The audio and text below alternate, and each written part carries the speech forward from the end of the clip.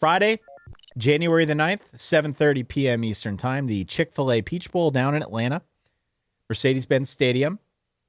This is going to be your Oregon Ducks, the number 5 seed at 13-1, scoring off against the number 1 Indiana Hoosiers. Indiana comes in as a 4-point favorite. They are 14-0 on the year. Oregon, of course, off of that 23-0 shutout of Texas Tech in the Orange Bowl. Indiana off of just a total dismantling of Alabama, 38-3 in the Rose Bowl, Dan. Yes. I took some heat from your Oregon people about the way that I characterized the Oregon win. That you disrespected the Ducks. I took some heat. Yeah. I did. That's okay. That means you're doing something right, Ty. You're getting people riled up. I'm not trying to do you're that not on purpose, but I'm trying to be honest. I know. I would be disingenuous if I weren't. Yeah. And so I saw a lot of like, geez, Ty, give us some credit for the shutout. And I thought I did. It was a very good defensive showing against, excuse me, I've still got this little lingering tickle here. An offense that was ripe for exposure. Excuse me. I got this. I think I need some water here. That's, I think, a little bit rich. You don't think they were ripe for exposure? When looking at the quarterfinal quarterbacks, I was not in on Baron Morton as one who was among the best. But this was still an offense that performed this season. Did they not? They did. Were they one of the most explosive? Did they win all of their games by 30-ish? They did, yeah. I think in terms of their cover points per game, they were like covering by 14 points over the point spread or something like that. They've been truly to the point of good teams win, great teams cover. Sure. By that measure, Texas Tech has been a great team. Yes. I don't think like ripe for exposure is necessarily accurate. They got pounded. Excuse me. Ripe. Yeah. Of course. Ripe for exposure. Is how I would say it. You're totally right, but I think you're wrong about which game involved the exposure. I think it was more Indiana exposing Alabama for who they've been longer rather than Texas Tech beating everybody 40-9 being a fraud. I'm not saying they're a fraud. I'm not saying anybody's a fraud, but okay. I just well, you used the term exposure. You're exposing Texas Tech as what? I think Oregon was far and away the best defense they played. Agreed. And I think they got exposed for it. Look, and whether it was Baron Morton or their offensive line or whatever. However you want to characterize what we saw out of the Texas Tech offense. Yeah. They got exposed. They had 4 turnovers. Mm-hmm. It was the worst they've looked all year. And the Oregon offense, to their credit, was good enough to convert the mistakes into points.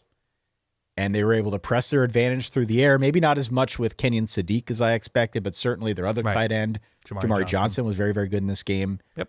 But it's not like they could run the ball. They made a bunch of dumb mistakes on offense. Totally. And forgive me, Oregon people. By the way, I've picked Oregon literally every game this year, both against the point spread and against the opponent outright. You took them against Penn State? I did. Oh, okay. I don't remember. I can't remember that far back. So forgive me for picking them in every other game. That's okay. But coming away from this one with a bit of a sour taste in my mouth. I have a bit of a sour taste in my mouth. Even though they won 23-0. I think it was like the first shutout in the 12-team playoff era or something like that. Like, undeniably, a great win to get to this point. I'm sorry if I'm that guy. Say hello to the bad guy. No, Ty. I had a little bit of a sour taste in my mouth. That's all. I'll shut up. There's more you can add to your case. They scored 2 touchdowns against Texas Tech. One came on a 6-yard run after a strip sack from Mateo Uiagalelei, and then it was a 6-yard run from Jordan Davison. So a 6-yard offensive touchdown drive there. And then the second one was in garbage time when they wanted to be emphatic, right? Yeah. So they didn't have a proper touchdown drive. Well, it was the top defense in the country, people have been saying. I understand. That's true. I'm just saying, if you want to be a national champion, if you want to be my latex salesman, sure, of course, I'm gonna need to see a little bit more Oregon. That's all. I think that's all fair. Sorry if I'm that guy, but we have seen this matchup before. By the way, we have. And to be clear for the people who are hating on Ty Hildenbrandt, once for everybody in the back, Even Whitney Houston will tell you. What did the Texas Tech offense get against Oregon, Ty? Nothing. Once again, what did this Texas Tech offense get against this Oregon defense in the biggest game of their program's history? Play it. Nothing. There it is. Okay. No, very good. So look, this is a rematch. They played back in week 7. Indiana won 30-20. That was on the road in Autzen Stadium, an incredible win. Certainly Indiana at that point in the season announcing that last year wasn't a fluke and that they were very much going to be part of the conversation in 2025. This was a good football game that was tied at 20 apiece until the back half of the fourth quarter. And now we step into this moment where obviously Indiana won the first time around, but it is the second time that these teams have played. If anybody knows how hard it is to beat a team twice, it's Dan Lanning. Am I right? Am I right, Dan Rubenstein? Give me a hell yeah. Well, they couldn't even beat Washington once when they lost the repeat performance in the Pac-12 championship game a couple years ago. But yes, you're right. Hell yes. So I'm curious your biggest takeaways from that first matchup because, we don't have the benefit of that with Miami versus Ole Miss, but we do in this one. And so I'm curious if you had a chance to go back and rewatch, even if you didn't, as you think back to that game back in week 7 in Eugene, what comes to mind? On which side, or just in general, the rhythm Just of in that general. game? That Indiana was better prepared to win more moments on the road, and it was, I think, off of a bye at home for Oregon, right? They had a bye after the Penn State game. Indiana, I believe, also had a bye before that game. Indiana came in more prepared to win those moments, whether it's Fernando Mendoza scrambling when nothing is there on third down, whether it's Fernando Mendoza in the passing game in the red zone, whether it was the defense feeling confident, especially up front, in confusing Oregon up front, confusing Dante Moore, in sort of staying the course after that pick 6, which I think tied it at 20-all, I want to say, late. Start of the fourth quarter. Yep. Right. And so they stay the course. They're on the road. Autzen Stadium, one of the more explosive atmospheres in the sport, is going nuts after Brandon Finney Jr. returns the pick 6. And they don't waver, right? The defense doesn't waver. They know that they have to bow up, and they absolutely do. And they get the interceptions, and they close out the game in a strong way. And what they showed that day came to pass because before that, they were tested, I want to say, at Iowa, right? So their fourth quarter tested. And to do so at Autzen Stadium, given the ceiling of what Oregon's offense especially can be and had been up to that point for the most part at home, I thought was crazy impressive. And they showed it the rest of the season, whether or not they were at home, whether or not they're on the road, whether or not they're in the Rose Bowl, whether or not they're in the Big Ten championship game. But I thought that was a great proof of concept for this year's iteration of Indiana.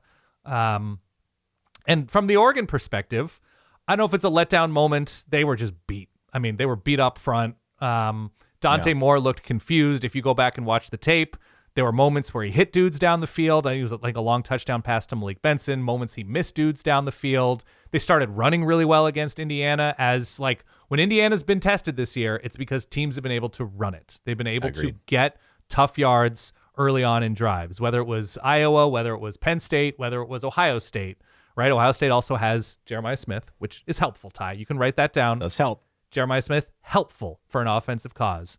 But if you can get going a little bit on the ground against Indiana and get yourself a bunch of third and manageable, I mean, this is true about anybody, right? If you can do that against anybody, you're in a good spot. And Oregon was able to do that at times. Jordan Davison ran really well against Indiana.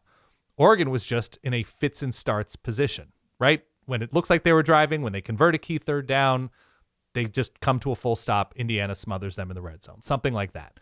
And so that's what I just, there was a tightness to Oregon. There was a confusion to Oregon that day.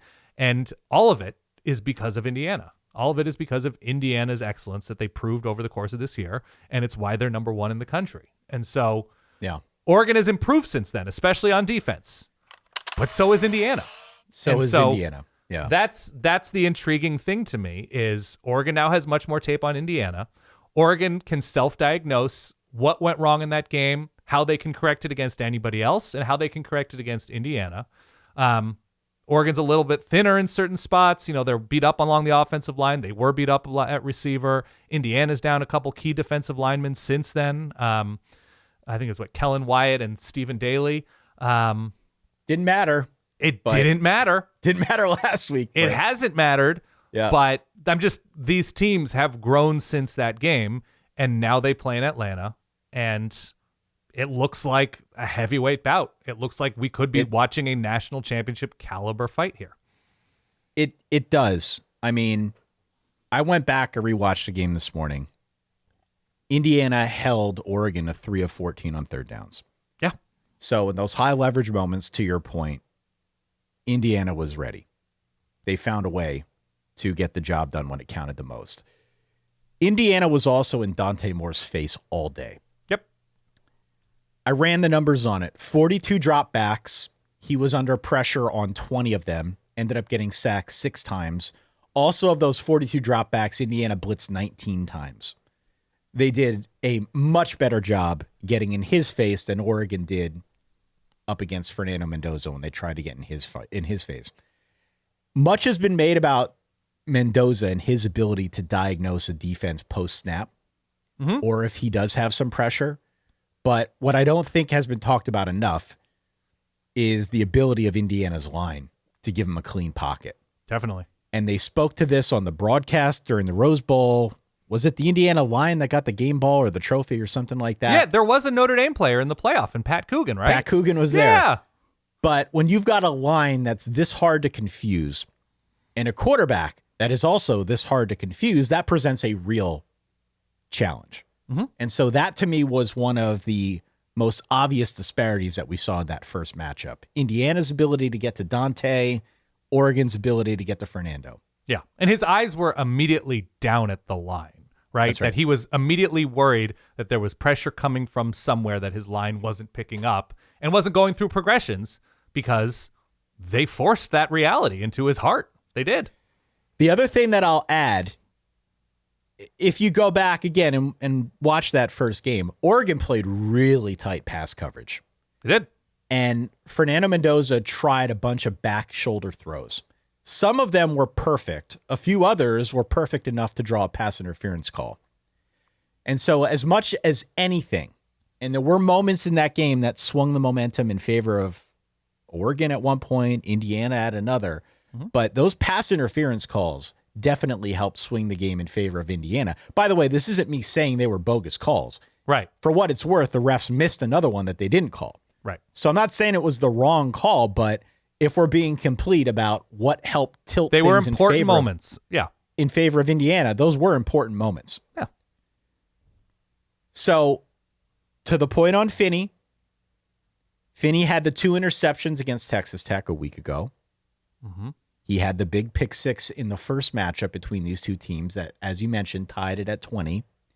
I think he will again have a rather large part to play in this matchup because we know Indiana is going to want to probably do a lot of the same stuff. In fact, one of the things that I had trouble with as I tried to go through here and pick out the keys to the game, I can come up with a bunch of them on the Oregon side, what they need to do different, how maybe they could get a little bit here, a little bit there. On the Indiana side, honestly, it's just do what you've continued to do all year. Right. Like, I don't know if they really need to do a whole lot different in this matchup in order to win. I think they just keep doing what they've been doing all season long, which is, to your point, be very prepared. To your point, be very disciplined. To your point, lean on Oregon until Oregon feels like they need to make a big play, like they need to play outside of themselves and capitalize on the moment. Indiana's formula here is not the sexiest, flashiest thing in college football right now. Right. Indiana's formula is, hey, we're going to be really efficient when we have the ball. We trust our guys. We joked at the top, they're a little bit of an older team. They are a little bit of an older team, but so what? They know what they're doing. They play extremely well together, and they're disciplined. And we're going to force you, whoever is on the other side, to be your most efficient in order to beat us. We're going to trust you to make a few mistakes to maybe help us beat you. This is what Indiana is very, very good at. there is a sense of inevitability when you're watching this team. And I almost hate to conjure up the spirit of like Alabama teams past, but we felt similarly about those teams when Saban was coaching, where it was like, you just didn't know how, you didn't know what moments were going to be in store, but you just trusted that Alabama was going to find some way, somehow to be right in that moment and get the job done. Yeah. And that's kind of who Indiana is right now. There's a really I've listened to a couple of interviews with players, top players who've played Novak Djokovic, like the all-time, and it was like you kind of feel like you're in the match, right? Their quotes, they're like, you kind of feel like you're in the match, you're going back and forth a little bit, and then you just feel the water level keep rising. Exactly. Like, if I want to make a golf analogy, Indiana Please. is Scotty Scheffler. Yeah. Scotty Scheffler is great because he doesn't make bogey. Exactly right. That is why Scotty Scheffler, he's not the best putter. He's not the longest hitter on tour. He's great with his irons, this is not a golf show, but he doesn't make bogey, and nor does Indiana. That's why they find themselves in this position as the number one team in the country. Yep. Yeah, this is what I have written down. The case for Indiana. More consistent in most phases. Game plan and prep were extremely crisp for Alabama. Confident they can win after beating Oregon and Eugene. The efficiency and athleticism of Mendoza. High leverage excellence in the red zone, third down on both sides. Yep. Fourth quarter tests, right? Ohio State. Stuff. It's the same Iowa. stuff. Yeah. Number Same one stuff. turnover margin team in America. They're deeper at receiver with Charlie Becker now as a major player. That he didn't. I don't think he had a catch in that first game. No, but was definitely a threat against man coverage. Definitely against Alabama. Obviously had a part to play there. And I have feasts on teams that self-inflict wounds, which is what you just said. The other thing, by the way, is Indiana's playing against a team with two coordinators likely completely fried from working two big jobs each. That's not nothing, Ty. No. Right? We currently have Tosh Lupoy in Berkeley recruiting the portal, and Will Stein in Lexington recruiting the portal, hosting quarterbacks, hosting defensive linemen, hosting running backs, trying to figure out a way to put together a roster for a team hundreds, if not thousands of miles away from Eugene, Oregon, while prepping for Indiana, a heartbreaking loss the first time around. Not nothing. So look, I would like to see Oregon lean a little heavier on the run game. You brought that up. Same. The rushing stats from the first game are skewed because of the sack yardage, but when you pull that out, Oregon's running backs were all averaging, well, not all of them, but Jordan Davidson was over 7, right? Collectively, yeah. Collectively, they were over 5 a carry. Yeah. Indiana doesn't give you big plays, so if you're going to score consistently, we talk about efficiency, it's going to be a bunch of 8 to 10 yard drives. You're not going to get a whole lot of 3 to 4 plays. Yeah. 3 to 4 plays and you score a touchdown, unless you get a turnover or something like that. But it's a lot of 8 to 10 play drives. You got to be efficient. You got to be balanced if you want to beat them. And I thought the running game was there the first time around. I'd like to see them do a little bit more of that. The other thing that I would add, and I mentioned this before, Indiana doesn't want to give anyone time to throw. And they did a really good job the first time around against Dante Moore. I'd like for that Oregon attack to be a little less dependent on giving Dante time. Now, to his credit and to Oregon's credit, Dante has been getting rid of the ball quicker as of late. This is an area where he has improved, right? As we talk, these seasons are living, breathing things. Oregon and Dante have gotten better at that. And I'd say in general, I think Oregon still has better athletes across the board, better depth of athlete than Indiana. They just need to find a way to get those guys in space. They got to get more guys in space. More to the point on athletes, if we flip to the other side of the ball, please. Oregon did play super aggressive coverage. They were content to put their guys on islands because they believe in their athletic abilities. And so I still believe that's the case this time around. I think we're going to see a lot of the same stuff from Oregon. I would like 20% more discipline. 20%. Try to avoid 1 or 2 of those DPI calls that gave a free first down to Fernando Mendoza. We have not seen refs with an itchy flag hand. We have not. This playoff. Like Miami had 0 penalties, I believe, against Ohio State. Is that true? I mean, for a which good is a chunk of that wild game, number there were for no Miami. penalties at all. Yeah. Right. I think Ohio State ended up with one penalty. We just have not seen, and look, there were some very pro-Georgia refereeing moments in that Ole Miss game. There were. But by and large, we have not seen like 6 penalties for that team, 8 penalties for this team. We haven't seen holds called a ton. We haven't seen defensive holding. We haven't seen hands to the face. We haven't seen PIs a ton. There have been some procedural stuff, but in terms of letting the guys play, that may favor Oregon here. Which I like, by the way. Okay.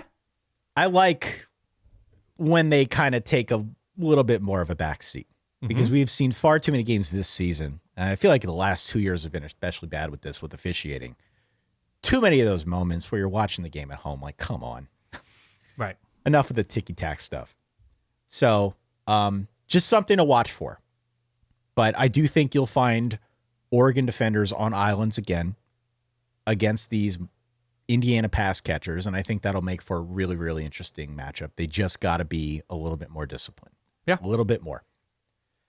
On the Indiana side, again, keep doing what you're doing. Be ready for that aggressive coverage. I also think they can lean a little heavier on the run, too. They had some success, especially down the stretch when they were trying to salt the game away. I would like to see them lean a little bit more on that, but by and large, I don't really have any notes for Indiana. I thought Indiana had a really good game plan the first time around, and I think if they execute on that, they will again win because they feel more buttoned up to me. Like, with rare exception this season, Yeah. it feels like the teams going up against Indiana inevitably end up desperate for a big play or two. And that's what they're hoping will shift the momentum, whereas Indiana is just kind of content to play their game and do their thing. Right. And there just aren't many examples of teams that were able to effectively take Indiana out of their rhythm. Iowa kind of did it. Penn State definitely did it, weirdly enough. But again, there is a distinctly Alabama feel to this team that gives me that sense of inevitability. I think Indiana wins this one as well. I've got it at 27-20, right on the number. Okay.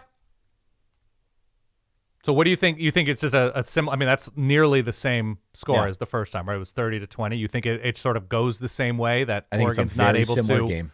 effectively adjust? Okay. A very similar game. All right. That's fair enough. I don't have a strong case against it. This is what I have down, by the way, for the case for Oregon.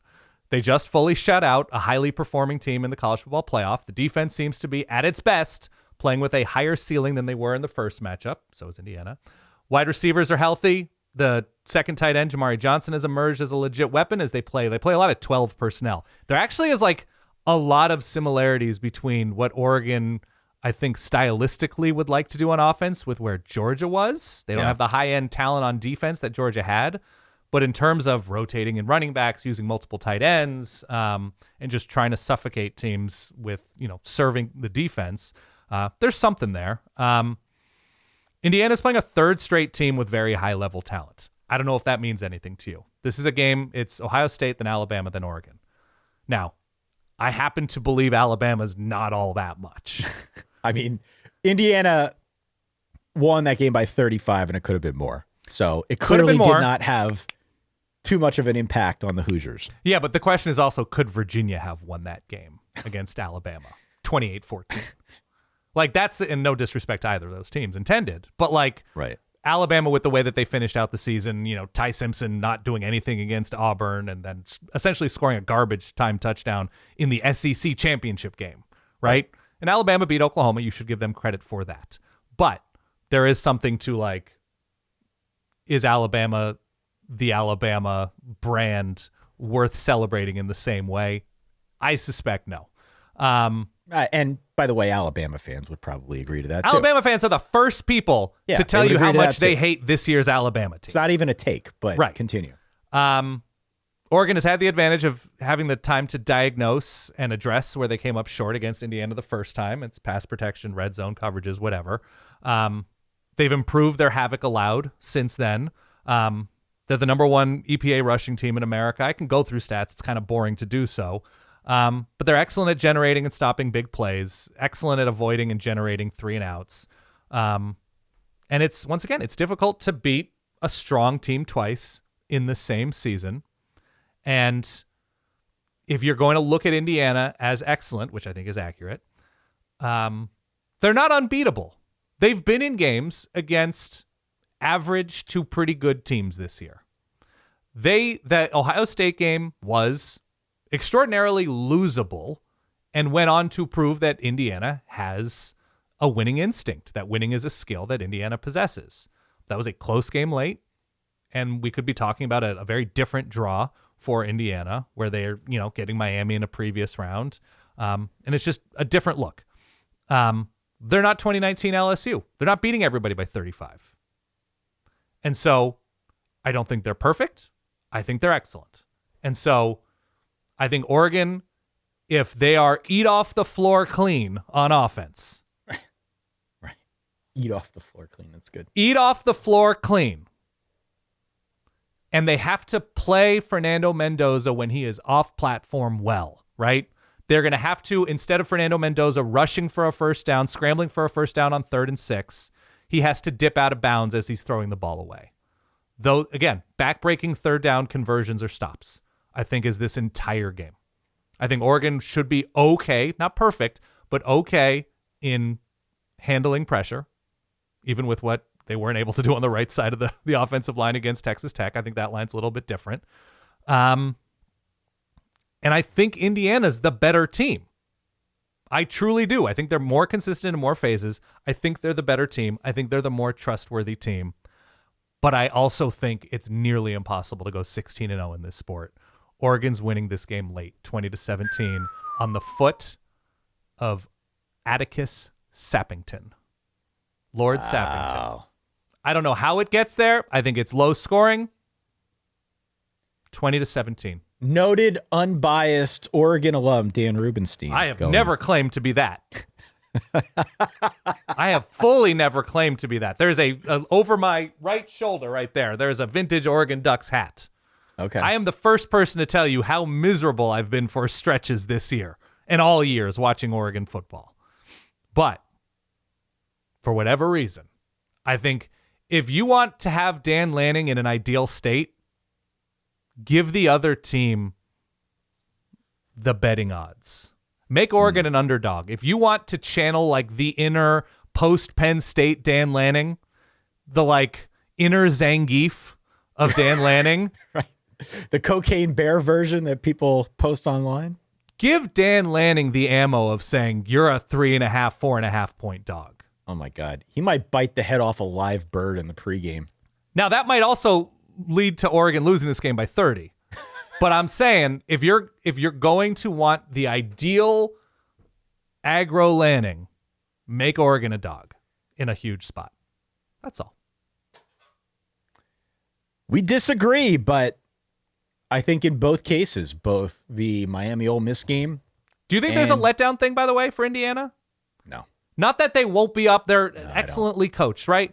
They are crisp and prepared at every turn. I'm not big on letdowns after a blowout. I'm not saying letdown like they're not going to be up for this game, like they're not going to be ready for this game. I'm just saying, compared to Oregon winning the Orange Bowl in front of 538 people at noon, that's a stretch. But it was not. I don't think it was a sold-out Orange Bowl. No, there were empty seats. And then Indiana, never playing in the Rose Bowl, beating Alabama in the Rose Bowl in L.A. I just think the stage was so much bigger. It was a bigger stage. It was a bigger stage. It's definitely a program benchmark to do something like that. Whereas, like, again, no disrespect to Texas Tech. Nothing. But I don't know how much, in 10 years are Oregon fans going to think about this as like an enormous win for this program. Whereas like Indiana fans be like, we beat Bama in the Rose Bowl. I can tell my grandkids about that. I mean, I think you're right to bring it up, but I also don't think you can talk about how locked in Indiana is and expect that this is going to have any kind of lasting impact. I'm just saying, if this were week 8, it'd be nonsense. But we're all talking about legs. We are talking about travel, and Oregon is now going to be, they have a little bit more of a rhythm because they'll play 3 straight games, whereas Indiana's had more of a time off. Obviously, it didn't have any effect on their performance in the Rose Bowl. But something I'm paying attention to just in terms of like how flat does Indiana look for the first 3 drives versus one drive, man. Something. I mean, again, Fernando Mendoza talked about it a little bit, the rust factor for 2 drives, but I envision him right now sitting somewhere in Bloomington with like the metal spike in the back of his head, like out of the Matrix, Totally sort of reasonable. just absorbing everything that Oregon has done since their matchup back in week 7. Totally. I think he'll be ready. I think they'll be ready. And I think this should be a good game because Indiana's looked great. This was a really good game the first time around. Yeah. It was a really good game the first time around. The only bit of separation came in the last six minutes and 52 seconds, whatever, of the fourth quarter.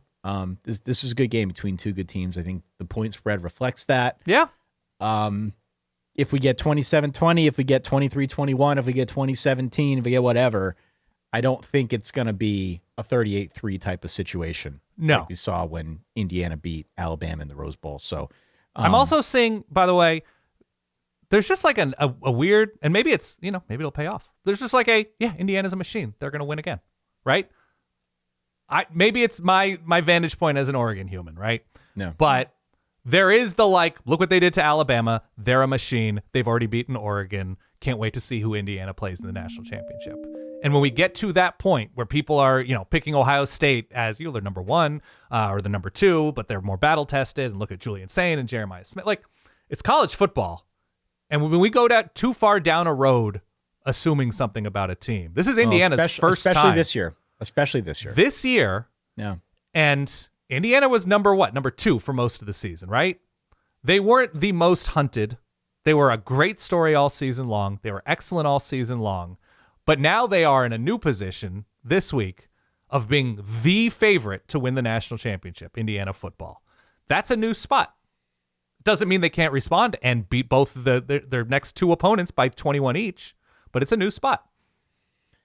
I think Oregon can win this game. I don't think they will. Eat off the floor clean, Ty. I think it would take an inspired effort, to say the least. But can Oregon win? Yeah, they can win. Think I'm an idiot? Of course they can win. Yeah.